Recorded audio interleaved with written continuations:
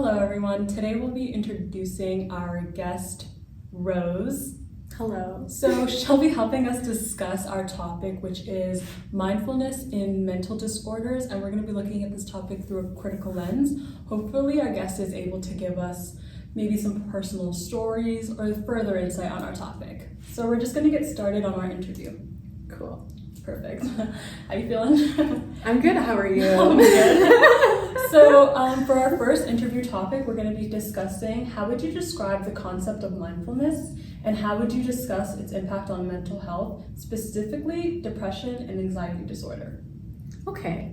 So mindfulness in its essence comprises of awareness of the present moment, making observations without passing judgment, and understanding the world around you for what it is, not just how we perceive it within our own paradigms. Because if we think about the phrase mind of its own, it's almost as if our mind has a mind of its own too. Mindfulness impacts our mental health because it provides a guiding factor into what we think about the world, what we think about ourselves, why we think these things, where these thoughts come from, and why they're happening in these moments. So depression is one of those things where our minds are stuck in the past, and anxiety keeps us worrying about the future. But mindfulness helps capture us in the now moment, which can be attributable to higher rates of happiness and lower rates of unsettling misery that we find in both states of depression and anxiety. Interesting insight. So I would actually agree as well. I think mindfulness discusses awareness in the context of mental health. Emotions are typically heightened, and these emotions can be negative, like we've discussed earlier. When thinking of negative self-talk and thought patterns, understanding why you feel this way is very important, and it'll help us understand how we can promote positive emotions. So this will help with emotional regulation as well, especially through interventions and therapies, as we will be discussing throughout this interview. I think your point on mindfulness being seen as a guiding factor in mental health is a very interesting perspective to have. This can help us explore the way in which we understand mental health and its abilities to help understand the nuances and complexities in individuals. As mindfulness states, being non-judgmental and being open-minded will help us. This can even relate to how we approach individuals with maybe like a stigmatized disorder. We see depression and anxiety can be stigmatized throughout different cultures. As well as like other personality disorders and other neurotic and psychotic sort of disorders that we see too. Exactly. For sure. Yes. So like understanding their behavior and not associating them with their negative traits will help them feel seen in a sense. A lot of times these individuals are like ostracized from society. So being mindful in how we approach them will definitely help. It'll help with our understanding. Absolutely. Perfect. And this will also help with them adding to their resilience with dealing with all these stressors that can come from these mental disorders. For sure. So for my second question, I'll be talking about how would you expand on the idea of being mentally disordered? What does this mean? And what does it impact our mindfulness? Okay, so to start, I'd like to emphasize the use of language here. So disorder means a state of confusion or a deviation of systematic functioning. Mental disorders or illnesses used to be called mental diseases. But because of prior associations of the term disease being something that you can contract and spread, and people may be susceptible to catching said disease if they came into contact with a person who is diseased. But I want to look at two potential, I'm gonna trace back to that, but I want to first look at two potential definitions of disordered mental states. So through a psychological lens, a mental disorder constitutes a set of mental states in which an individual experiences altered perceptions of reality, thus causing turmoil and dysfunction in not only themselves, but within their relationships, as well as everyone they interact with. So in order to be diagnosed with said disorder, you must fit a certain amount of symptoms in a criteria of certain maladaptive and dysfunctional behavior and thought processes. But now, through a spiritual lens, I'm going to restructure the word disease to dis-ease, where one is feeling disconnected from their true nature and has a deep loss of meaning. In the sense, it may feel as if one is distressed and suffering without insight on why they're feeling this way and why they are susceptible to those thoughts that seem to pervade them almost. And in a sense, it's almost like we can start to visualize these thoughts as, I like to visualize these thoughts as negative entities outside of ourselves. And that since they are not our own thoughts and they do not define who we are, we have the power to succeed over them. It's the same thing as, for example, passing judgment on someone. You cannot let your initial thoughts dictate who you think someone is.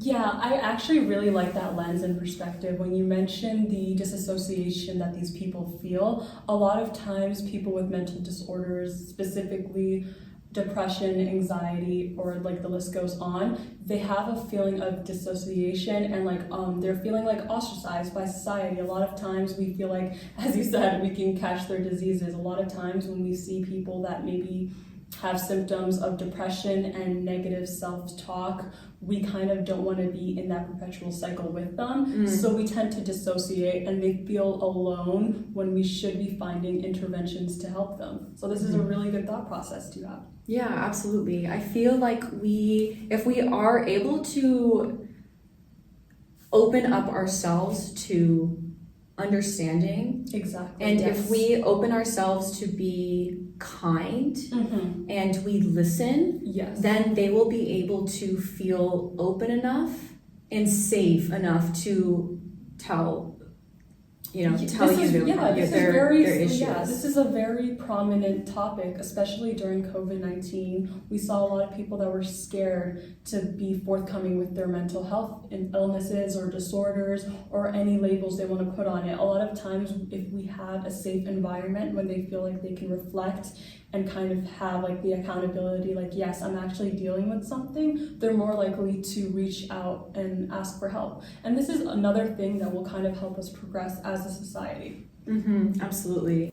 So my third question for you is going to be, how does mindfulness, which allows individuals to observe their internal thoughts, contribute to breaking the cycle of negative and repetitive thinking patterns commonly associated with depressive symptoms? Okay. When we think about our thoughts, sometimes we believe them and it becomes internalized, to which they alter our perception of ourselves and the reality around us. But when we observe our thoughts as they are coming to us, some great questions to ask is, where does this thought come from? Like I said earlier, why am I thinking these things? Do these thoughts serve my highest good? Do they invoke inspiration and make me feel elevated? Or does it make me feel worthless and sad? So I think we can find an understanding of what kind of narrative we're carrying in our minds that constitute certain paradigms, so that we can consciously propagate healthier trains of thought. So this ontological shift in our internal schemas can bring about these new trains of thoughts. We know about the power of neuroplasticity and that we have the capability to train our minds in ways that can serve us in the long run. And I think mindfully observing what's coming into our minds without internalizing it immediately and so deeply is imperative to the restructuring of our wellness. Exactly. I feel like especially when you're talking about internalizing something, when you're speaking through maybe a mindful perspective, we're able to see how these negative self-talks or even maybe like positive self-talk, there can be like an influx. So we were talking about when we say like positive self-talk, maybe feeling like self-egregious and you're maybe kind of feeding into your ego. This can also happen with negative self-talk and perpetuating depressive episodes or depressive symptoms.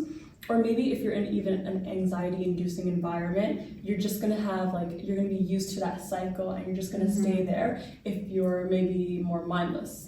Absolutely. It can be very cyclic and it's hard to kind of break out of that cycle. That's why mindfulness is so important, because we're able to sit, take it all in, and propagate different reactions, different behavioral systems that we're used to using, then we can consciously alter certain ways in which we project our thoughts and behaviors onto other people. Exactly, almost like awareness. It's very key to have awareness, especially if you have like a mental disorder. So I like that point. Self-awareness and social Self-awareness is for very sure. important, yeah. Absolutely. It'll help us like not perpetuate our disease symptoms even further, even if we have a diagnosis. For sure. So for question 4, are mindfulness interventions able to address negative self-talk, as we've discussed earlier, and thought patterns associated with anxiety disorder this time? So if so, which techniques or frames of reasoning would you use to address these negative thoughts patterns? Okay, so yes. For one, Yes, from studies that were done on mindfulness techniques and psychotherapeutic practices, as well as my own experience of becoming more mindful, I come to understand that I cannot predict what has yet to come. Exactly. And that's the main driver of anxiety, is not knowing what's going to happen, but focusing on what if. And what I can do is I can only sit where I am now and currently thinking and doing at this moment, because the present moment is all that we have, which is a gift. It's an opportunity to change the way that we navigate in our social field and also in our self-perceptions. And we have an array of choices we make in order to step into another realm of opportunity, like I said. Yeah. I think that's a really good point as well. All your points seem to be really good. Thank So you. I would actually just like to add techniques such as observing thoughts without judgment and cognitive diffusion can help individuals distance themselves from negative thoughts. As we've discussed, like what if, there's kind of, they say like no point in dwelling on what's yet to come. So fostering a more adaptive and balanced mindset in essence. Exactly. It's not not fixating on those thoughts that do come. The possibilities, because it's hard to control them, but it's much easier to allow them to consume us, like dwell in them. And it also is easier to have it sit, but then have them leave. Thoughts come and go. Our feelings on things, they come and go. We fluctuate. We're human beings. So I feel like if we're able to be aware of that and understand that sometimes our thoughts are not us intrinsically, and then that could sort of help navigate away from the thoughts that do come instead of just holding on to them. Exactly. Right? Perspective is always important. Yes. Yeah, absolutely. So for the link to the other question, I also have another one. How do mindfulness interventions address negative thought patterns commonly associated with anxiety disorders? What's your take? So similar to one of my previous responses, these harmful thoughts should not be the conductor of our lives, by all means. Definitely. And since we know if repetition becomes habit, and when we spiral down into these negative thought patterns, we can then stop and harness the integrative process of conscious awareness and acknowledge those thoughts that do not serve our highest good, and it is when we begin to spiral out of them, and we find what truly brings us happiness and passion, and spiral up further into positive thought patterns. So I visualize it as a spectrum of wellness, and I'm a visual learner, so I will visualize it in my head as almost like a spiral of thought. So the more you feed it, the more it spirals one direction, but the more you feed it the other way, it will spiral the other way of the direction. I feel like that gives a good illustration too, because I'm also a visual learner, so sometimes when we're using language that we feel like we can really grasp onto, it kind of helps like dilute the idea and make it easier to digest.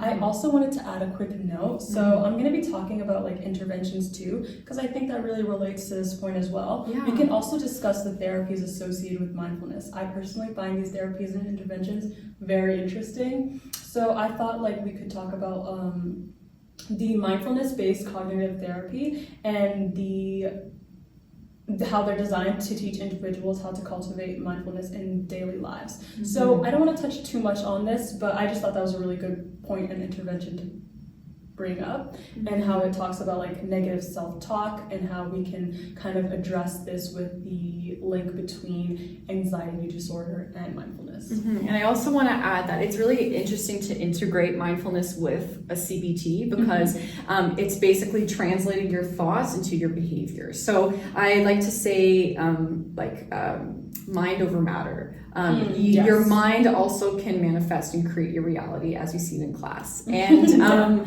if you're able to change your mind into, let's say, a more positive, holistic input, it will translate into your behavior because your thoughts and behaviors are directly linked to each other. And if we have negative thoughts, we could have negative behaviors. If we have more positive thoughts, we could have, of course, more positive behaviors. And as you're talking about like with the spiraling up, I've never really thought of it like that. And I also think like when you think about maybe a positive perspective, this is something that we can kind of have like as this upward incline. A lot of people, when they have anxiety-inducing disorders or maybe just anxiety-related symptoms and maybe they don't have a medical diagnosis yet, they tend to kind of dwell on it so that it can kind of relate to your further point about being downward spiral. So like in a sense, literally spiraling. Yeah. Been there, done that, let me tell you. So I'm gonna just move on right ahead, and this is gonna be more of a personal question, kind of touch base on your experience with mindfulness as well. So for my next question, I'm going to ask you, in your experience, how have you integrated mindfulness in your daily life, and have you observed any long-term benefits in terms of your mental health or just general well-being? Yeah, absolutely. So I actually have a short story. So nice. I was at my family doctor's office and I was about 15 years old with depressive symptoms, and she wrote me down on a piece of paper to take 2 things: vitamin D 3000 3 times a day, and to research and start practicing mindfulness. This was back in like 2015. Oh wow, that's yeah. a really interesting approach to 2015. You don't really see that quite often. And so this was before she even considered putting me on any medicines. SSRIs, which I'm so thankful for because I have intuitive, I have friends and family till this day struggling with the psychosomatic withdrawals of SSRIs, even if they're emotionally healed. It's the physical addiction like their biological response it's still to the and it's medicine? hard to taper off those things. Absolutely. And brain chemistry, so I went home and I researched mindfulness and I started practicing the ways in which I become less fixated on those negative thoughts being part of my self-perception, but rather more aware of those thoughts to be ideas outside of myself that do not dictate who I am as a person, because I know they will not disempower me. It's my conscious decision to not let them disempower me. So I feel like that's a very interesting perspective to have at such a young age. A lot of times, especially young women in society, we've seen they're kind of taught to think a certain way, whether that's with body image or how smart they are or how capable they are, and kind of understanding mindfulness at such a young age, I see it's really helped you out in the future. So like even when relating to class material, we've kind of talked about ontological perspectives. And I just like to give like a little point. This is very interesting to me personally, because I feel like there's a lot of mindlessness in healthcare systems and in healthcare providers specifically. And your case was like a very lucky case, kind of a dime a dozen. So I would just wanted to point out how she was able to give you a more holistic, as you've said before, perspective to help feed your mind and help feed your body and reflect rather than just running to medicines. A lot of times in the medical healthcare field, we kind of see an ontological reductionist frame, and this kind of means like bringing something as big of a problem or as introspective as a problem as depression and kind of dwindling it down, to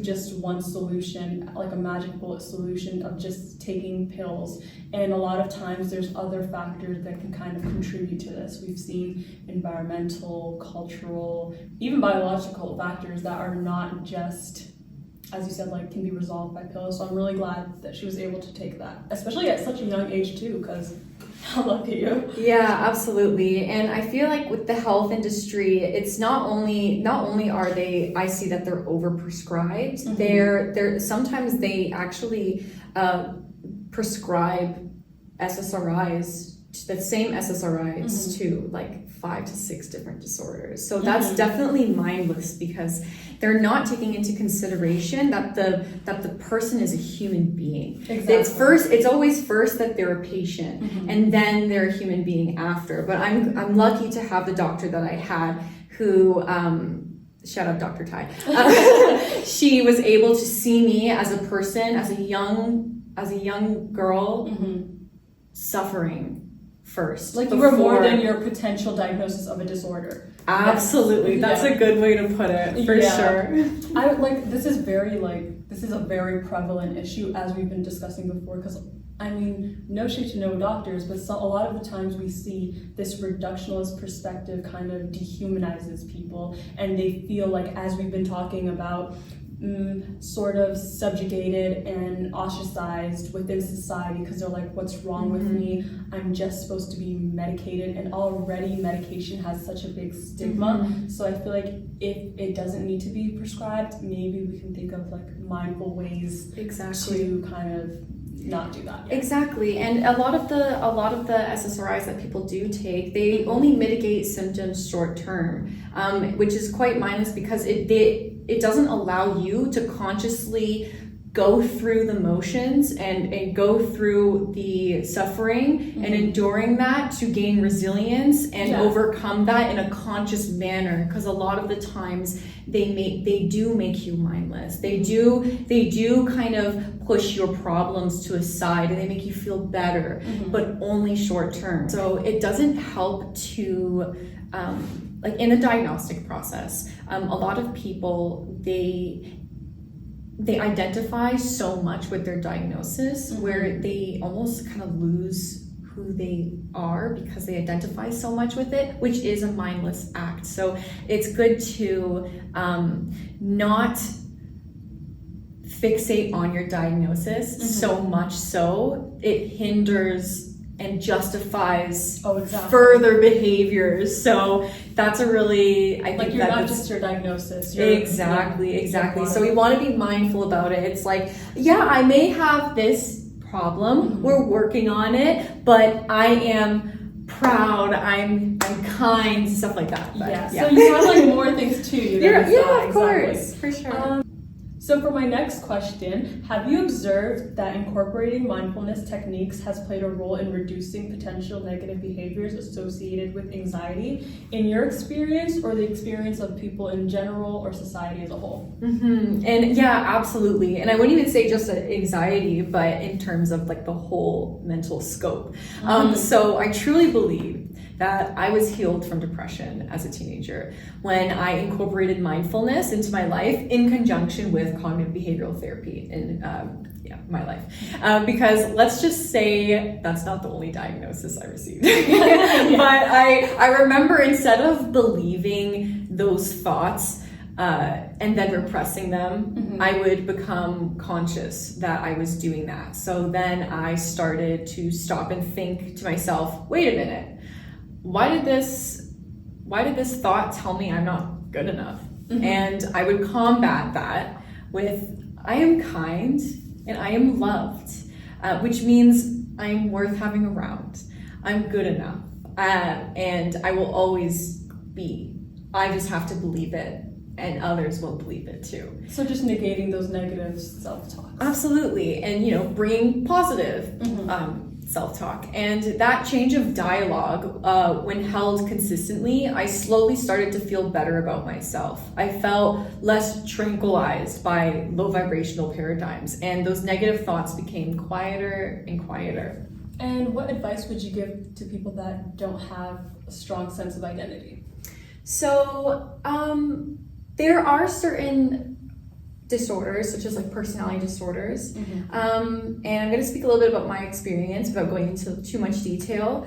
But when you don't have a strong sense of self, you try to externalize situations. So, and internalize the things that people are telling you without fully understanding where they're coming from. And that frustration comes when they also don't understand where you're coming from. So what I did is I started sitting back and observing people at the mall, observing people in my classroom, observing people at work, observing my own family members, and just watching them socially interact with each other. It helped provide me insight on how people manage relationships. Oh, interesting. Because a lot of people with personality disorders, they have unstable relationships, which connects to our previous points. And with observing those behaviors and seeing what love looked like and seeing what an argument ensued, a healthy argument, for example.